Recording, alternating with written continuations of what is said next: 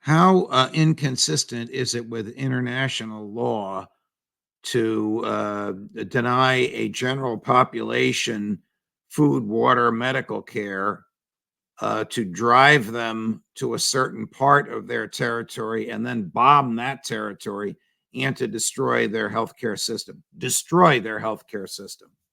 I think it fits in the definition and certainly the concept of genocide.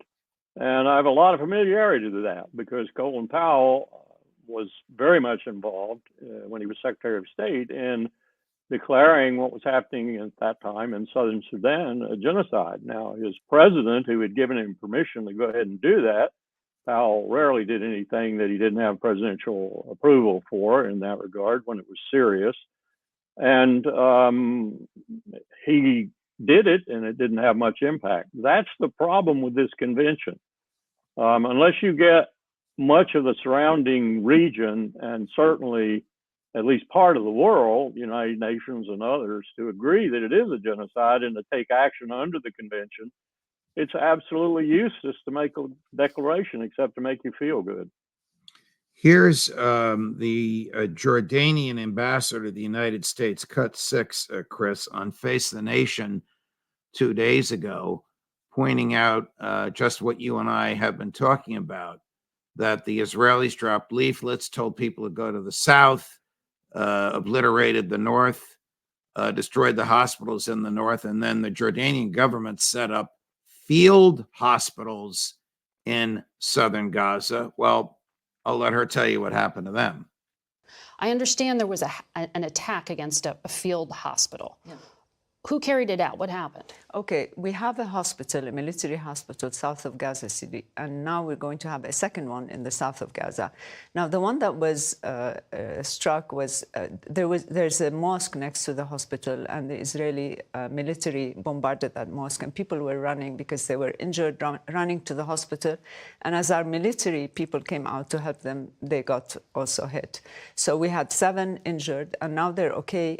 They've been taken care of. But we do not find it normal that all the hospitals are attacked. We do not find it normal that we're attacking civilians and a collective punishment. Mm-hmm. This cannot go on, Margaret. This cannot go on. Well, she's being charitable by saying attacking hospitals and the concept of collective punishment is not normal. It's not only not normal, it's criminal. It's criminal under treaties that the United States wrote. Colonel, what is, and I've been asking this of my guests, what is the value of international law if it's not enforced?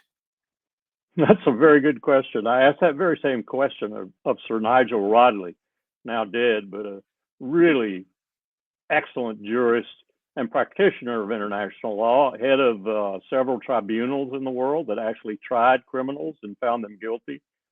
I asked Sir Nigel one night in Sicily. We were in Sicily at a dinner, 10 o'clock at night, and we were somewhat in our cups. I said, Sir Nigel, what are we really accomplishing with actions like those of yours and the rest of the people around this table? And he said, with a quirk and a grin, he said, we're a nuisance to them. We bother them.